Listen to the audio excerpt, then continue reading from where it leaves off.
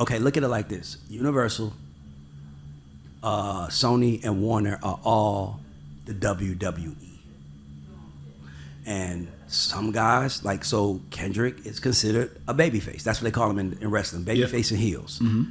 Kendrick is considered a babyface. He's with the system. They like him. He likes them. They high five Evolution. Everybody cool. Drake and Ye are against the system. They're heels now. So that's why I said they should drop an album together, because them two coming together, Drake's sensitivity in this moment with Kendrick, and then Ye's outlandish, like boisterous attitude. Oh, they'll sell 1 million copies first week. The entire world is gonna stop to hear them two get together. That's, by the way. Something I just thought about something. I sent Preacher Man off Bully the intro to Drake first. Really? What happened with it? He said something like, "Oh man, don't mean to like spoil your dreams" or some shit. I don't know. He just did his thing and shit. Maybe I think before it's all said and done, I'll do an album on him. Previously on the Raydar Report, you see I got my sports coat on. He's going at Kendrick because he's going to be the only person on Drake's side. And I think him and Drake, I'm not lying. I swear to God, I can't say who, I can't say what. But maybe 6 months ago, I tweeted something about this. And somebody who's really big in the music business called me like, "Yo, I like your perspective." And then I was like, boom, boom. And I swear to God, I'm not lying to y'all. And this person says to me, he goes, "I think you just gave me an idea." Because, this person's really close to Drake, like really close to him. And he was like, "I think you gave me an idea." Because we were just talking, and he was like, "Yo, I want my man to win. My man is getting," and I'm like, and I said to him something. He said, "You just inspired me." And I'm like, "What?" He said, "I think Drake can come back if him and Kanye did a joint album." And I was like, "No." And then he goes, I was like, "No." I say, "That actually sounds kind of dope." And he was like, "Yeah." And then he said, his exact words is, "I'm the only person in the world that can do it, that can get them two to sit down and see eye to eye and see how to put an album together." If I'm right. By the way, I don't know. This is just, I'm by the way, when we do the Raydar Report, guys, I'm just talking to my team. They sit behind the camera, we talking everything, and we just talk about things. But I just realized he said that to me. He was like, "I think Drake and Ye should do an album together. I'm gonna call you back. I'm about to call Drake." Welcome to the Raydar Report. This is Ray Daniels, aka the Culture Referee.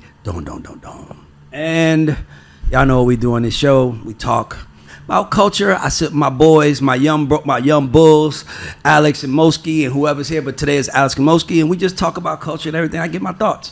By the way, if you would like to sponsor the pod, please hit me. If you would like to have your brand here, or have anything, just hit me. I would love to do it.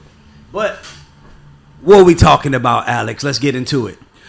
So, Kanye West released or is releasing his World War III album, and he was on DJ Academic stream last night. And he mentioned the potential idea of him and Drake doing a collab album and preview the song. Hold up.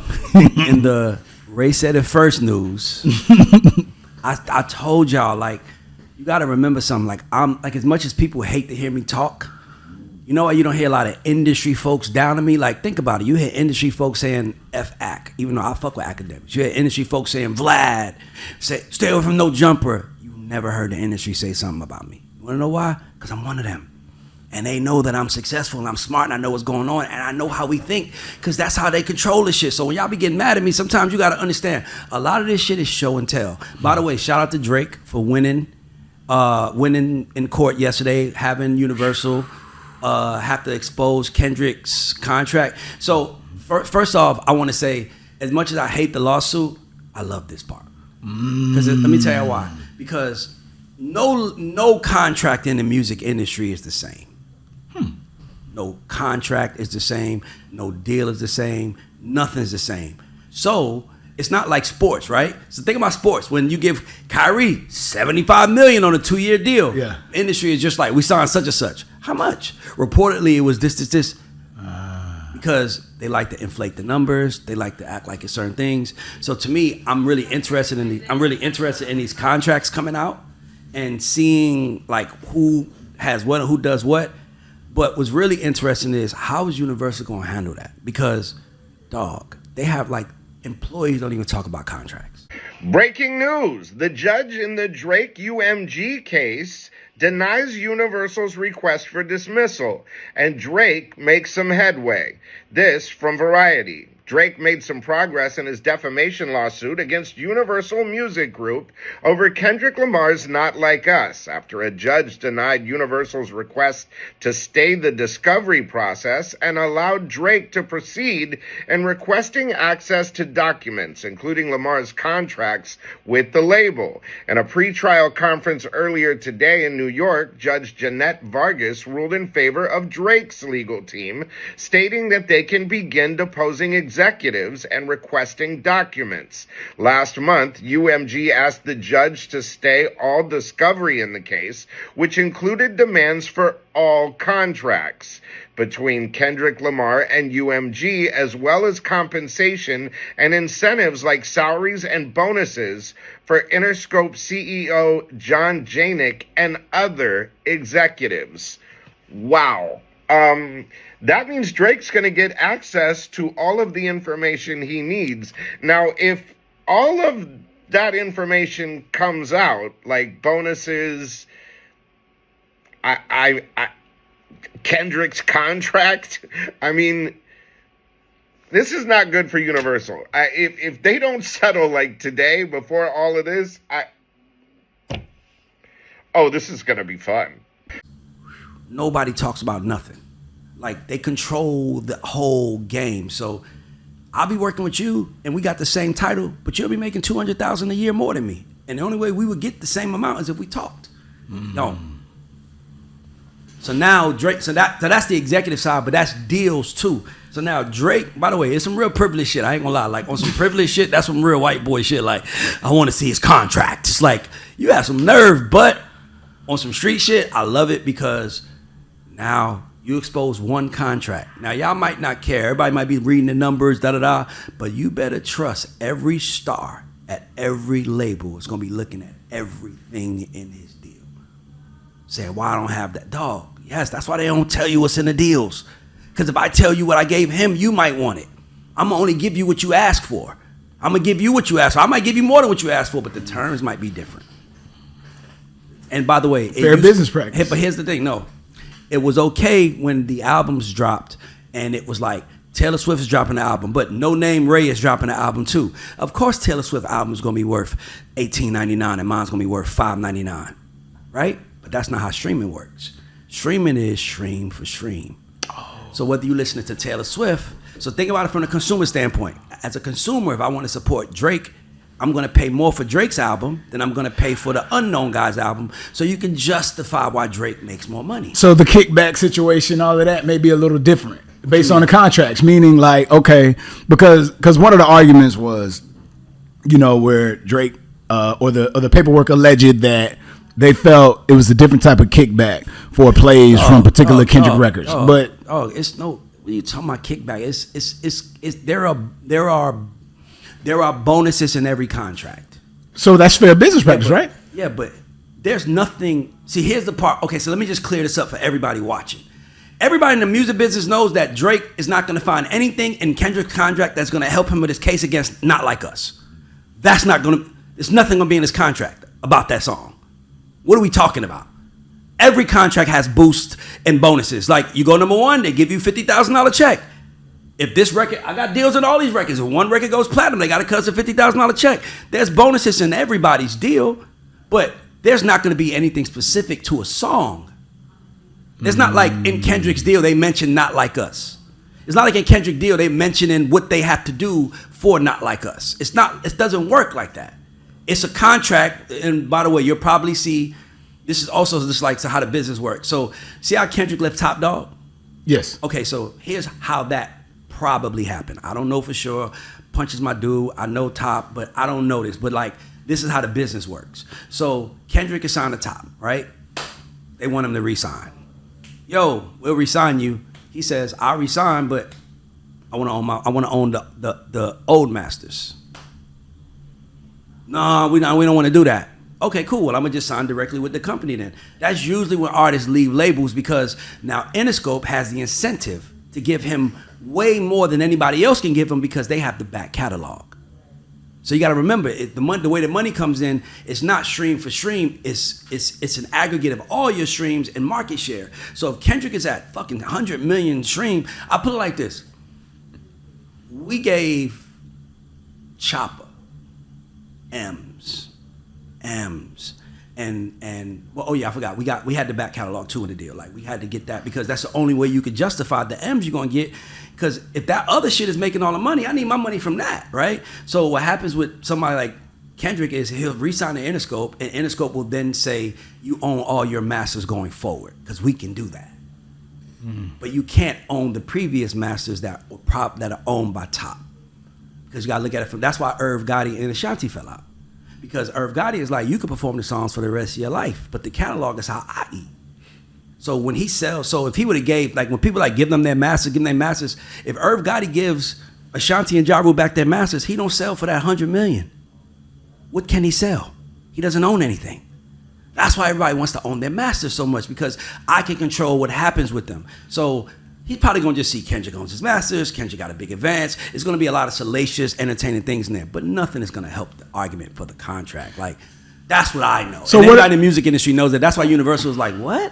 You want to see his contract? Why? It has nothing to do with him beating you in a battle. That's what happened. So there's some conspiracy theories online that it's maybe a play for Drake to figure out exactly what they were doing from a marketing standpoint, where some of the money was spent, so he can, possibly go indie if they buy out, and then do it himself. But here's what he's not gonna want.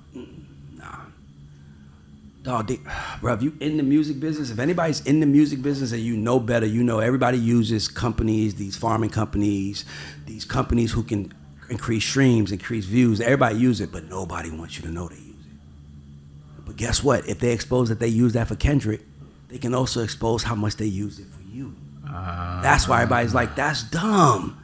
Like, but don't get me wrong, I love it. By the way, love it. Show the contract. Show the contract. Show the paperwork. Let us see what everybody deals, because all that does is help the ecosystem get better, because you can say, I know what they got. So is Drake and Ye on the same mission? Ye leaked that contract online on Twitter years ago. So is they kind of on the same mission but going different routes, in a sense, different angles?